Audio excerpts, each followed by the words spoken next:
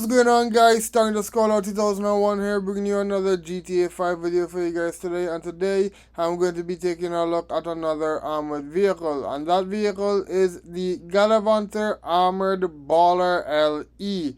So let's get straight into it and see how it goes.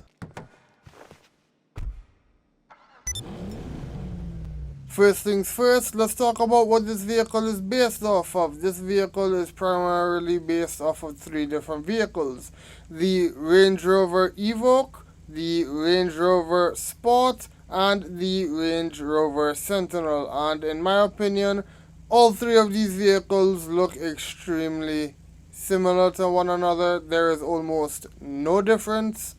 So I still don't understand why they make the car mix together all three. I don't understand it. They all look the same. But either way, as for where you can purchase this vehicle, it is under the 4-door category. It is the second cheapest vehicle in Legendary Motorsport, obviously ignoring the discounted vehicle for this week. And it does have a regular version, which only costs around $149,000, but the armored version costs $374,000, which obviously is more expensive than the Schaffner V12, but that would be expected because, I mean, it is a bigger vehicle. It's an SUV. But yeah, let's go on ahead and let's get this thing customized. Alright, and we are here at Los Santos Customs. So let the customization process begin. Alright, we're gonna start this off as always with maxing out the hammer, and since this is an armored vehicle, it already started off with some, but we're gonna put it to 100%. We upgrade the brakes, upgrade the engine, don't want explosives. As for the horn, gotta give it that classic air horn one. Alright, lights, we're gonna deal with headlights in the LS Kami, from back and side. Blue coloration for the neon kits as always. Plate, as usual, we're gonna do Galaxy with the blue and white 3. As for respray, I'm thinking of leaving this in black for the primary color, but I'm thinking of doing it in matte black instead of classic. However, I do want to see what it would look like in blue, but I did go for the black for now. In terms of trim color, I am thinking of doing a blue. So I'm gonna do dark blue, see how that looks. I'm not sure. It's a bit too dark for me. I might end up having to go with something like racing blue. Yeah, I think racing blue looks really good. That looks clean as hell. Obviously, we gotta put the crew emblem on, and I did notice that I didn't put the crew emblem on my other cars. I'll fix that in the next episode. We're gonna lower the vehicle, transmission, turbo, and now for the wheels, I am going to try and do some SUV wheels because it is an SUV. Ooh, I kind of like these wheels for it. It kind of gives me a bit of an armored vibe. I really like these wheels. I think I'm gonna use those. Alright, in terms of wheel color, do I want to make the wheels blue? Oh, what do I want to do here exactly? Royal blue. Yeah, let's do it. It actually looks good, so I'll take it. We're gonna do the tire design. It already has bulletproof tires, and we gotta give it blue tire smoke. So all that's left is the windows. Gotta give it that limo tint, and that is the car done. Let me know what you guys think down in the comments. I think it turned out very well. I didn't end up going with the blue primary, so yeah, it looks good. I quite like it. Okay, so on to the LS Commie we go, and as usual, while I drive over there, I'm gonna talk about this vehicle's performance stats.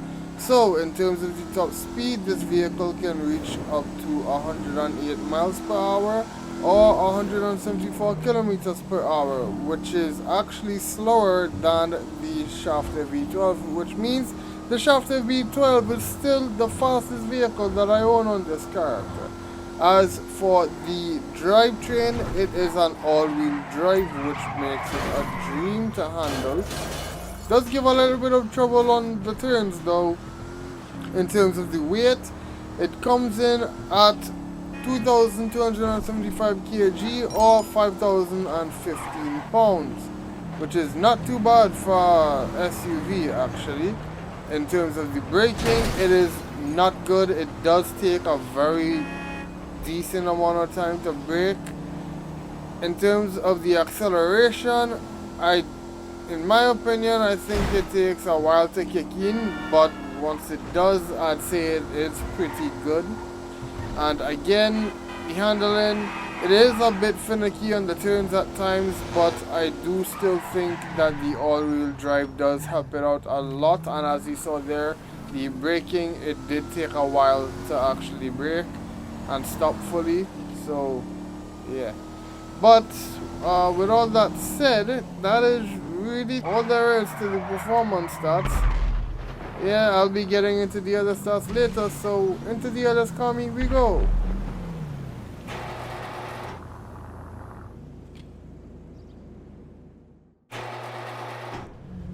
And here we are in the LS Commie, where our only business, as usual, is going to be equipping the blue headlights. So we get those right now, and that will be all she wrote. And once again, it actually looks like the headlights are blue, unlike some other vehicles.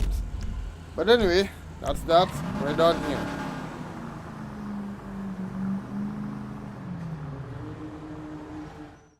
Alright, so I decided to do the exterior and interior segment inside of the LS Commie test drive area, just because I wanted a little bit of different scenery for the video. So yeah, and well, driving around a bit, I can see that, oh my gosh, the handling,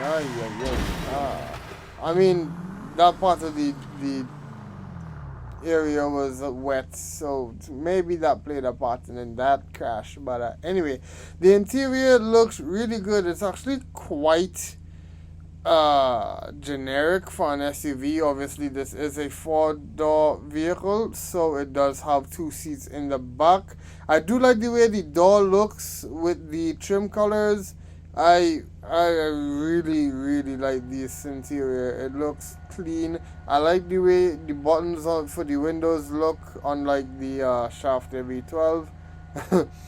But yeah, other than that, the outside of the vehicle looks really good as well. I really enjoy this vehicle. I love the look of clean SUVs. So yeah, it's quite nice. But let me know what you guys think. Okay, so now that we are outside, we can take a proper look at the exterior, just because I wasn't able to get out my car in the test drive area. But yeah, again, love the look of a clean SUV, and this looks really clean. In terms of the engine and whatnot, let me just get my doors open really quick. Again, car guys, I don't know what engine this thing runs on, so can someone please tell me in the comments? I always ask and nobody answers, so please somebody answer me. Anyways, the interior, the seats look good. I've already covered most of the interior already, so don't really need to talk about it again, but it does look good from the outside too. This is the trunk space. This is something we didn't actually get to see from the interior, so it looks good. I like it. Nice little SUV. Alright, so now it is time for us to get into the explosive resistance. I'm gonna put the chart up on screen right now. Oh, I just got killed. Where did that even... Bro, landed on the roof with an oppressor just to kill me. Why? Why do people do these things to people that aren't even moving? I was not moving. Someone please explain. Why are people so drastically wicked? But yeah. Once again, let's try that again. Let's go on ahead and pull the chart up. Oh, I'm getting run over. Okay, alright.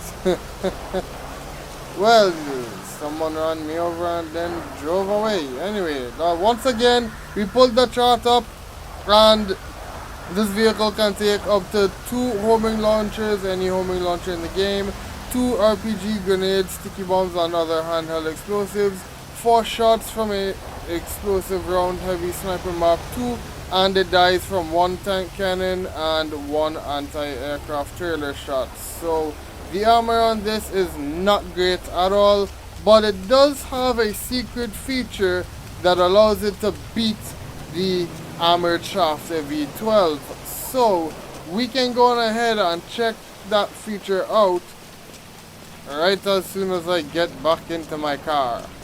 So yeah, see you guys in a bit.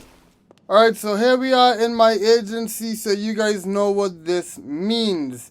Alright, unlike the Shafter V12, this vehicle actually has access to a Manitech, and that Manitech is going to be the missile lock-on jammer for $388,000, which is really good, because the amount of missiles that this thing can take, which is the main thing that you're going to be defending against, is not good. So the missile lock-on jammer makes it to where people would actually have to work to actually aim and hit you, which is really good. So yeah, lovely feature to have. And just to run a simple test, you can see I am aiming at the vehicle with a homing launcher and it is not locking on. If I turn my camera to try and lock on to another vehicle, you can see that yes, it is locking on, but it cannot lock on to my SUV, which is really good. And since this vehicle can take 2 rockets, people are gonna actually have to work and aim to be able to hit me twice. And with that, I can get into my final thoughts straight away. So for me, the vehicle is really good. It looks good. It drives decently well. It has everything you look for within an SUV in terms of looks, speed, and just all-out viability. The handling could be a bit better on turns. I love the interior. Yeah, everything with this car is just pretty standard, which honestly is not bad for an SUV of its type. It really is a good looking vehicle, and you should definitely pick it up if you do not have it as yet. But with that said, I'm gonna end this video here for today. If you guys enjoyed, leave a like down below, subscribe if you have not, turn on notifications so you do not miss any future videos or live streams. Click the link in the description here to take you straight to all of my individual social links. Let me know what you guys thought of the Baller LE down in the comments. My name is Star_Lord2001, and I will see you guys in the next one. Goodbye, and as always, have a great one. See you all later. Goodbye.